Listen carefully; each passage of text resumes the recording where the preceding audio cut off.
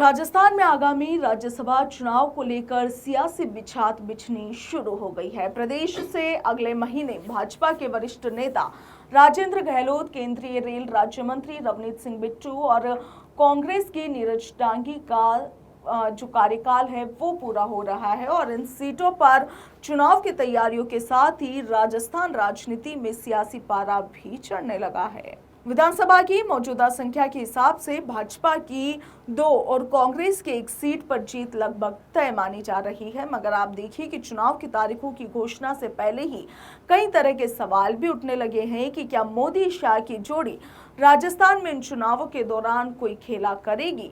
क्या भाजपा तीसरी सीट के लिए भी कोई सरप्राइज गेम खेलेगी। क्या कांग्रेस अपनी सीट यहां पर बचा पाएगी। निर्दलीय और बीएपी के विधायक किस करवट बैठेंगे। तमाम वो बड़े सवाल हैं जो इस वक्त राजस्थान की सियासत में गूंज रहे हैं। राज्यसभा चुनाव अनुपालिका प्रतिनिधित्व प्रणाली के मुताबिक होते हैं और राजस्थान में मौजूदा 200 सीटों के हिसाब से प्रत्येक विजेता के लिए वोट कोटा 51 मत जरूरी है। अभी भाजपा के पास 118 और कांग्रेस के पास 67 विधायक है और इस हिसाब से दोनों ही दलों को अपने अपने प्रत्याशी जिताने में कोई दिक्कत नहीं दिखती।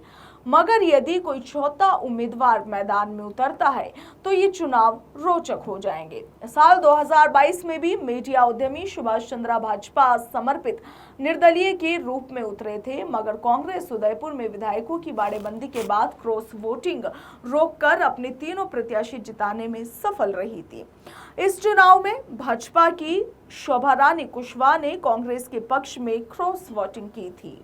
इस बार वरीयता मतों के बाद कांग्रेस भाजपा तीनों के पास 16-16 अतिरिक्त वोट बचते हैं, यानी कि भाजपा अपना तीसरा प्रत्याशी जिताने की कोशिश भी करे तो उसे 26 वोटों की और जरूरत होगी और इतनी बड़ी संख्या में क्रॉस वोटिंग संभव जरा कम लगती है। मगर यदि कांग्रेस में बड़ी टूट हो जाए तो अलग बात है और ये बात आज की स्थिति में असंभव सी है। अब फिर बीएपी के 4, शिवसेना शिंदे गुट के 2, आरएलडी का 1 और 8 निर्दलीय विधायकों का रुख भी यहां पर देखने वाला होगा। भाजपा ने 3 सीटों के लिए प्रत्याशियों के पैनल आला कमान को भेज दिए हैं। बता दें कि भाजपा ने इन 3 सीटों के लिए प्रत्याशियों के नामों का जो पैनल है वो आला कमान को भेज दिया है।